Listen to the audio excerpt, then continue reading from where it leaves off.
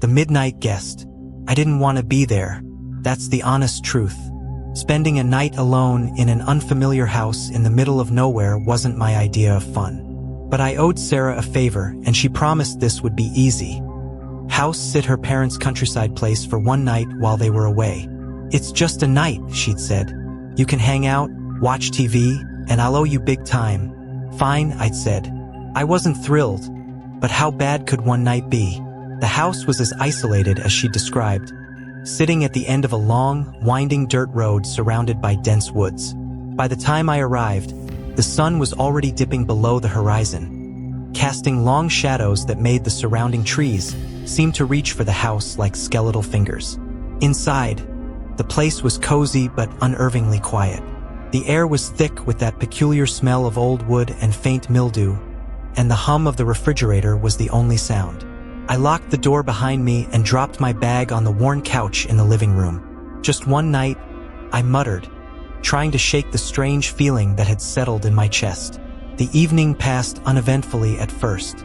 I cooked some noodles, explored the house a little, and eventually settled in the living room with a book I'd brought. The TV was an ancient box model, and I couldn't find the remote, so reading seemed like my best option. The first odd thing happened around 10 p.m. I was halfway through my book when I heard a soft thump from upstairs. I froze, my heart skipping a beat. It wasn't a creak or a groan like you'd expect from an old house. It was deliberate, heavy. Probably nothing, I told myself. Houses made noises. The wind could have knocked something over. But a small voice in the back of my mind whispered that it didn't sound like the wind. I grabbed the flashlight Sarah had left me and crept toward the stairs. The wooden steps groaned under my weight, and the sound echoed in the quiet house. I hesitated at the top, shining the light down the narrow hallway. The doors to the 2 upstairs bedrooms were shut, but nothing seemed out of place. "Hello!" My voice cracked, barely audible. Silence. I checked both rooms and found nothing. Just a guest bedroom with neatly folded sheets and the master bedroom, its bed perfectly made. The windows were locked. Nothing had fallen or shifted. I was being paranoid, I decided. But as I descended the stairs, I couldn't shake the feeling that I wasn't alone. By midnight, I was on edge. Every little sound made me jump. The groaning pipes, the creak of the floorboards as the house settled, even the rustling of the trees outside. I kept glancing at the window, half expecting to see someone standing there, watching me. Then, just as I was starting to calm down, the power went out. I was plunged into complete darkness. My first thought was to grab my phone for light, but when I fumbled for it, I realized I'd left it charging in the kitchen. The only light came from the flashlight, still on the couch beside me. I grabbed it, my hands trembling, and shone the beam around the room. "Okay," I whispered to myself, "just a power outage. It's fine." But deep down, I knew it wasn't fine. That was when I heard it. A soft, rhythmic tapping at the front door. Tap, tap, tap. My breath caught in my throat. The sound was deliberate, too soft to be the wind. I pointed the flashlight toward the door, but the beam wavered as my hand shook. "Who's there?" I called out, trying to keep my voice steady. No answer. Tap, tap, tap. I approached the door slowly, the beam of the flashlight illuminating the worn wooden floorboards as I walked. The tapping stopped just as I reached the door. I hesitated, my heart pounding so hard I thought it might burst. I unlocked the deadbolt and yanked the door open, the flashlight's beam cutting through the darkness outside. No one was there. The porch was empty, the dirt driveway bathed in pale moonlight. Beyond it, the woods were an impenetrable wall of shadows. I stood there for a long moment, listening, but the night was silent. Too silent. I shut the door and locked it, my pulse racing. I was pacing the living room when I heard footsteps. They were faint but unmistakable, coming from upstairs. Someone was in the house. My blood ran cold as I gripped the flashlight tighter. I didn't have a weapon, but I found a heavy iron poker by the fireplace and grabbed it. My breaths were shallow as I crept toward the stairs, the footsteps continuing above me. "Who's there?" I shouted, my voice trembling. The footsteps stopped. I reached the top of the stairs, every nerve in my body screaming at me to turn back, to run. The hallway stretched out before me, the doors to the bedrooms slightly ajar now. I was sure I'd left them closed. I stepped into the hallway, the flashlight beam trembling as I aimed it at the nearest door. It creaked open slowly, revealing the empty guest bedroom. The second door, the master bedroom, was next. I reached for it, pushing it open with the iron poker, and shone the flashlight inside. The bed was still made, untouched. But on the far wall, written in what looked like black ash, were the words, "Leave now." My breath hitched, and I stumbled backward, slamming into the wall. The air felt heavy, oppressive, as if the house itself was pressing down on me. I turned and bolted down the stairs, nearly tripping in my haste. As I reached the living room, I froze. The front door was wide open. The flashlight flickered, and for a split second, I thought I saw a figure standing just outside the door, silhouetted against the moonlight. And then it moved. It stepped inside. I couldn't make out its features, but its presence was overwhelming. A tall, dark figure with impossibly long limbs and a head that seemed slightly tilted, as if curious. I backed away, the iron poker slipping from my trembling hands. The figure didn't move, but I felt its gaze on me, heavy and unrelenting. The flashlight flickered again, and when the beam steadied, the figure was gone. But I could feel it. It was still there, watching me. I don't remember much after that. I ran out of the house, into the woods, not stopping until I reached the main road. A passing car picked me up, and I must have looked insane, babbling about shadows and messages on the walls. When Sarah called me the next day, I told her everything. She was quiet for a long time before saying, "You're not the first person to say something like that about the house." She wouldn't explain further, and I didn't push. I never went back to that house. But sometimes, late at night, I hear tapping at my window. Tap, tap, tap. And I know it's still watching me, waiting. The night watch. It started as a simple favor, a harmless task. "Keep an eye on the old farmhouse for one night," my friend Rick had said. He promised me $50 and swore it was an easy gig. The place was abandoned, sure, but no one in their right mind would break into it. Too isolated, too decrepit, and honestly too eerie for anyone to care. I wasn't one for ghost stories, but something about that house felt off the second I stepped inside. The stale air smelled of mildew and something faintly metallic. The wooden floorboards creaked under my weight, each step echoing through the empty halls like a warning. The place had been left to rot. Peeling wallpaper, cobwebs thick as blankets in the corners, and windows so filthy they barely let in the moonlight. Rick handed me an old flashlight and slapped me on the back. "Easy money, man," he grinned. "Just lock the doors, hang out, and call me if anything weird happens. It's probably just the wind, probably." That word stuck with me as I watched his car's taillights disappear down the long dirt road, leaving me alone with the farmhouse and its secrets. The first hour was uneventful. I wandered around, flashlight in hand, taking in the house's eerie charm. The living room had a threadbare couch facing an ancient television set, its screen cracked and useless. The kitchen smelled of decay, and I didn't dare open the fridge. Upstairs, the bedrooms were filled with broken furniture and forgotten memories. A child's drawing here, a dusty photo frame there. By 10 p.m., I was settled in the living room, wrapped in my jacket, scrolling through my phone. The signal was weak, but it was enough to distract me. The flashlight rested on the coffee table, its beam illuminating the doorway. The silence was thick, broken only by the occasional groan of the old house shifting in the cold night air. And then I heard it, a faint tap, tap, tap. I froze, my thumb hovering over the screen. The sound was rhythmic, deliberate, and unmistakably coming from upstairs. My mind raced for logical explanations. The wind? A branch against a window? Rats? The tapping stopped. I let out a breath I hadn't realized I was holding and laughed at myself. "Get a grip," I muttered, reaching for the flashlight. I had just started to relax when the sound came again. Tap, tap, tap. This time it was louder, closer. It wasn't coming from upstairs anymore. It was coming from the hallway. "Hello!" My voice sounded small and pathetic in the empty house. The flashlight beam wavered as my hand trembled. Is someone there? No answer, just silence. I stood, my pulse hammering in my ears, and crept toward the hallway. The beam of light cut through the darkness, revealing nothing but shadows and peeling wallpaper. "Rick," I called out, hoping this was some cruel prank. "If this is you, it's not funny." The tapping resumed, this time from the kitchen. It was sharper now, almost metallic. I followed the sound, each step feeling heavier than the last. The kitchen was empty, just as I'd left it. The tapping stopped as soon as I entered, replaced by the faint hum of the refrigerator. And then, as I turned to leave, I saw it. A single handprint on the foggy glass of the back door. It was fresh, unmistakably human, and smeared as if whoever had made it was dragged away. My stomach turned. I locked the door and backed away, keeping the flashlight trained on the glass.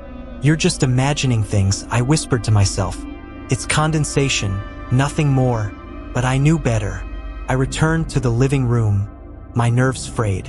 The flashlight was starting to dim, and my phone's battery was down to 20%.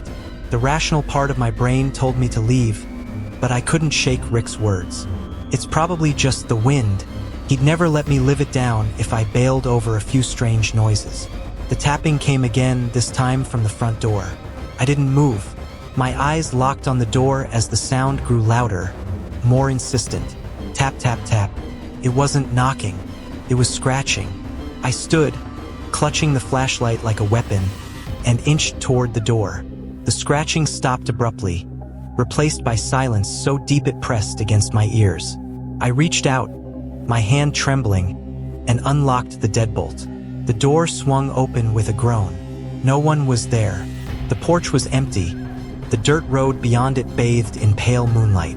I stepped outside, the cold night air biting at my skin. "Who's there?" I shouted, my voice echoing into the stillness. A low, guttural growl answered me from the shadows at the edge of the property.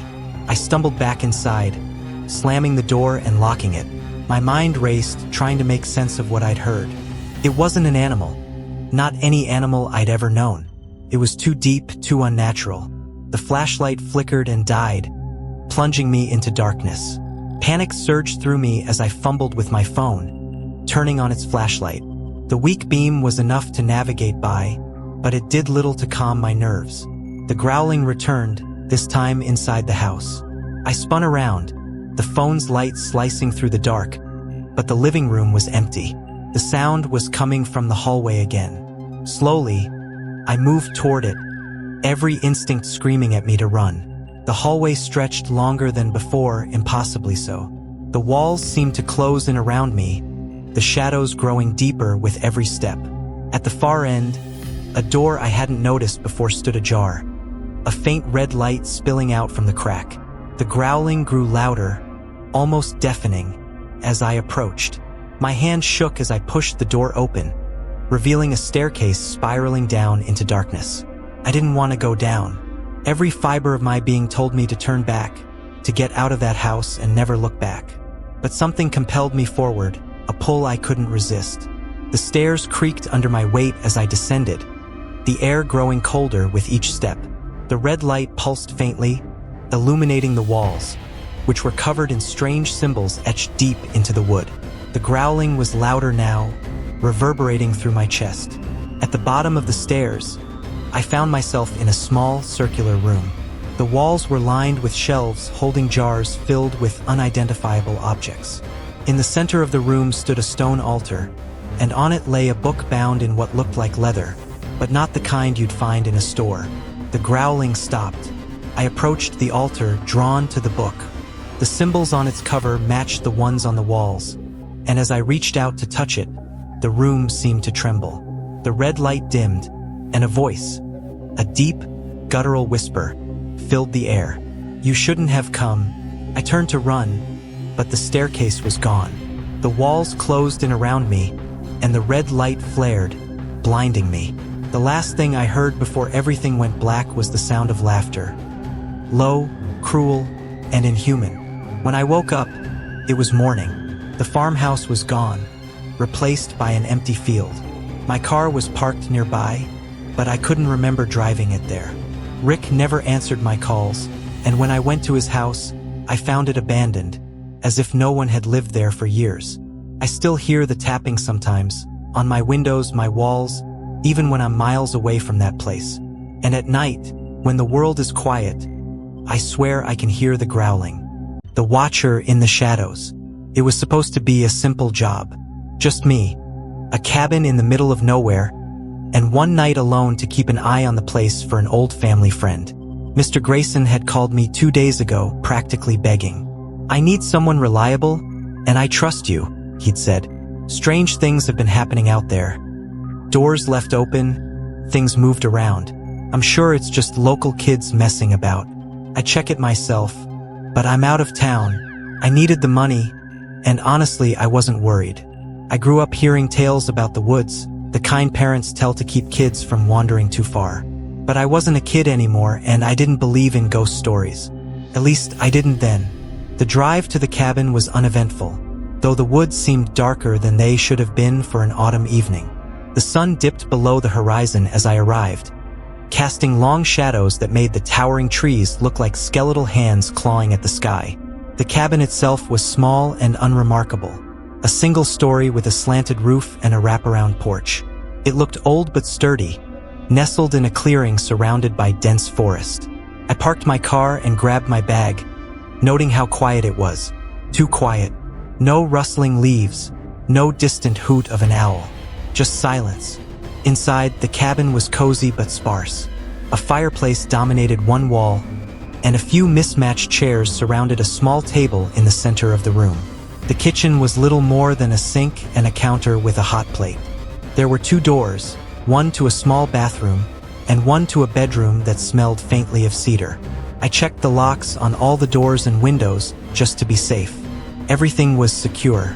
I set up my stuff on the table, pulled out my book, and settled in for what I thought would be a peaceful night. It started with the knocking. At first, I thought I imagined it, a faint tap-tap-tap on the back door. I put my book down and listened. Nothing. Just the wind, I told myself. But then it came again. Louder this time. Tap-tap-tap. My chest tightened as I stood and grabbed the flashlight from my bag. I approached the door slowly, every step feeling heavier than the last. When I finally reached it, I hesitated, my hand hovering over the knob. "Hello," I called out. My voice sounded shaky, even to me. No response. I swung the door open, the flashlight's beam cutting through the night. Nothing but darkness greeted me. The clearing was empty, and the tree line stood silent, the shadows between the trunks unnervingly deep. I shut the door, locking it again, and told myself it was just a branch or some animal. But the unease settled in my stomach like a stone. An hour passed, then 2. I couldn't focus on my book anymore, and every creak of the old cabin made me jump. I tried distracting myself with my phone, but there was no signal out here. The silence pressed against my ears like a weight. Around midnight, I heard it again. Not knocking this time, but a faint scratching like fingernails against wood. It was coming from the front door. My blood ran cold. "Who's there?" I shouted, trying to sound braver than I felt. The scratching stopped. I grabbed a knife from the kitchen drawer and crept toward the door. My hand shook as I turned the knob and pulled it open. Again, nothing. Just the empty porch and the woods beyond. But as I scanned the tree line with my flashlight, something moved. A shadow, darker than the others, shifting between the trees. My breath caught, and I froze, trying to convince myself I hadn't seen it. Then it moved again, closer. I slammed the door and locked it, my heart pounding so hard I thought it might burst. I backed away, clutching the knife, my mind racing. This wasn't kids or animals. Someone or something was out there. The hours dragged on, the tension in the air growing thicker with each passing minute. I stayed in the living room, the knife in one hand and the flashlight in the other. Every so often, I'd hear faint footsteps outside, slow, deliberate, circling the cabin. At one point, I swore I heard whispering, though I couldn't make out the words. It sounded wrong, guttural and wet, like someone trying to speak through a mouthful of water. Around 3 a.m., the power went out. The lights flickered once, twice, then died, plunging the cabin into darkness. The only light came from my flashlight, which was starting to dim. The footsteps stopped, replaced by a low, rumbling growl. My breath hitched, and I swung the flashlight toward the sound. Something was outside the window. Its face was pressed against the glass, pale and distorted, with eyes too large and too black to be human. Its mouth was twisted into a grin, revealing rows of jagged teeth. I screamed, stumbling backward, and the thing slammed a hand against the window, the glass rattling but holding. And then it disappeared. I didn't sleep. I didn't move. I sat in the corner of the room, knife in hand, waiting for the sun to rise. The noises continued. Scratches at the walls, the creak of the porch, the occasional growl, but nothing else appeared. When dawn finally broke, the noises stopped. The light filtered through the dirty windows, bathing the cabin in a pale, ghostly glow. I gathered my things and bolted for the car, refusing to look back at the cabin or the woods. The engine roared to life, and I tore down the dirt road, my hands shaking on the wheel. I didn't stop until I reached the main highway, where the world felt normal again. I told Mr. Grayson what happened, but he just laughed. "You're not the first to say that place is haunted," he said. "But haunted or not, it's just a house. You probably let your imagination get the better of you." Maybe he was right. Maybe I did imagine it. But even now, weeks later, I can't shake the feeling that I'm being watched. Sometimes, late at night, I hear tapping on my bedroom window, and when I look outside, I swear I see a shadow in the trees watching and waiting.